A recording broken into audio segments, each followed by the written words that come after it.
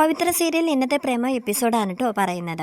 വേദ വിനായകനെ കണ്ട് പറയാണ്, ദർശൻ ഇന്നലെ രാത്രി എന്നെ വിളിച്ചിരുന്നു. ഇന്ന് 11 മണിക്ക് മുന്നായിട്ട് പോലീസ് സ്റ്റേഷനിൽ വിനായകൻ ചേട്ടൻ ചെല്ലണം. ആ ചിട്ടി പൈസയും കൊണ്ട് മുങ്ങിയ ആൾ പോലീസ് സ്റ്റേഷനിൽ സറണ്ടർ ആയിട്ടുണ്ട്. കേസും കോടതിയായിട്ടൊക്കെ നടന്നു കഴിഞ്ഞാൽ ഇപ്പോഴൊന്നും നമ്മുടെ കയ്യിൽ ആ പൈസ ഒന്നും എത്തില്ല. അതുകൊണ്ട് പുറത്തുള്ള സെറ്റിൽമെൻ്റ് ആണ്. അത് പെട്ടെന്ന് തന്നെ ചെല്ലാൻ നോക്കണം ഇങ്ങനെ വിനായകനോട് പറയാൻ കേട്ടോ.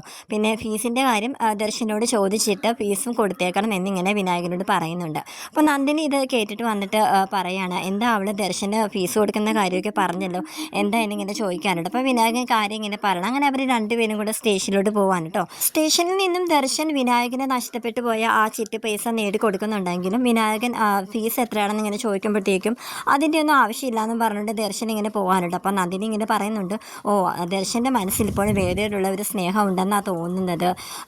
അതല്ലാതെ പിന്നെ നമ്മുടെ കയ്യിൽ നിന്ന് എന്താ അവൻ കാശ് വാങ്ങിക്കാതിരുന്നെന്ന് ഇങ്ങനെ പറയാൻ കേട്ടോ. അപ്പോൾ തന്നെ വിനായകൻ നന്ദിനി ഇങ്ങനെ വഴക്ക് പറയാണ്, വേറെ എന്തും നിൻ്റെ കുശുമ്പ് കുന്നായ്മയൊക്കെ ഞാൻ സഹിക്കും, പക്ഷേ നിൻ്റെ ഈ ഒരു അഭീത വർത്താനം ഉണ്ടല്ലോ, ആ ഒരു ഇതൊന്നും വേണ്ട കേട്ടോ എന്ന് പറഞ്ഞ് മിണ്ടാൻ നടക്കുന്നുണ്ടോ എന്നിങ്ങനെ നന്ദിനി ഇങ്ങനെ വഴക്ക് പറയാൻ കേട്ടോ. ശ്രീനിവാസൻ സാർ വീട്ടിലേക്ക് ചെല്ലാൻ പറഞ്ഞിട്ട് വിക്രം താക്കോലെടുത്ത് ഇറങ്ങാൻ നോക്കുവാണ് കേട്ടോ. അപ്പോൾ വേദ ഉടനെ വന്നിട്ട് താക്കോല് അവൻ്റെ കയ്യിൽ പിടിച്ചിങ്ങനെ മേടിക്കുകയാണ്.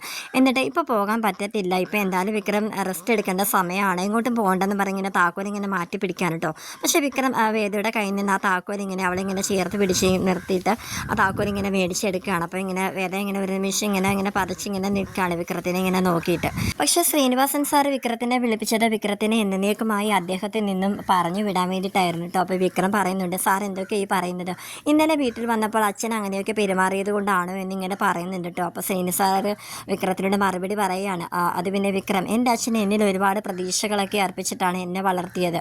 പക്ഷേ അദ്ദേഹത്തിൻ്റെ ഒരു താല്പര്യം അനുസരിച്ചല്ല ഞാൻ വളർന്നത്, അദ്ദേഹം എന്നെ പ്രാഗിയിട്ടേ ഉള്ളൂ. അതുപോലെ നിൻ്റെ അച്ഛൻ നിന്നെ അങ്ങനെ ശപിക്കാൻ പാടില്ല, പ്രാകാൻ പാടില്ല എന്നിങ്ങനെ വിക്രത്തിനോട് പറയുകയാണ്.